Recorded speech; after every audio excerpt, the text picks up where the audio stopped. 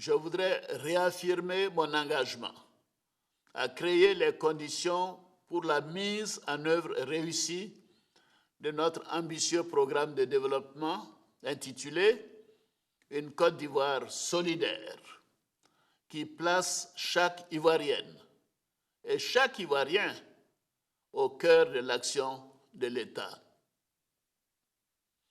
Au cours de ce nouveau mandat, la priorité sera donnée à la consolidation du triptyque paix, sécurité, cohésion, à travers le renforcement de nos institutions, de la justice, de la réconciliation nationale et la culture du vivre ensemble.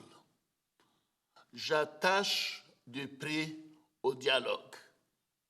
C'est l'un des héritages les plus précieux que nous a légué le père de la nation ivoirienne, le président Félix Houphouët-Boigny, à qui je voudrais à nouveau rendre hommage. Afin de consolider la cohésion nationale et la réconciliation politique, j'ai nommé un jeune issu du PDCI-RDA comme ministre en charge de la réconciliation nationale. J'ai aussi instruit le Premier ministre Ahmed Bakayoko de relancer le dialogue politique avec l'opposition et la société civile. Les discussions se sont déroulées du 21 au 29 décembre dernier en vue de la préparation des prochaines élections législatives qui doivent avoir lieu impérativement au mois de mars 2021.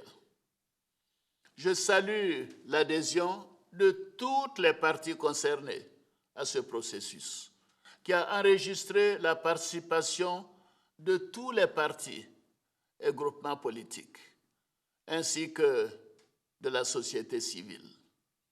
Je me félicite de la qualité de ce dialogue inclusif et des points de convergence qui sont dégagés, notamment en ce qui concerne la composition et le bureau des commissions électorales locales, ainsi que les recommandations pour l'apaisement de l'environnement politique.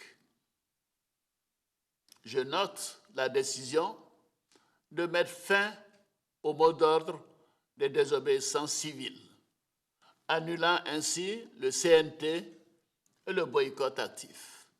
Je me réjouis de la mise en liberté sous contrôle judiciaire de certains inculpés détenus à titre préventif dans le cadre des procédures judiciaires ouvertes pour complot et atteinte à l'autorité de l'État commis à l'occasion de l'élection présidentielle du 31 octobre 2020. J'ai procédé également à la signature d'un décret accordant une grâce collective à environ 2000 de nos concitoyens condamnés pour des infractions mineures.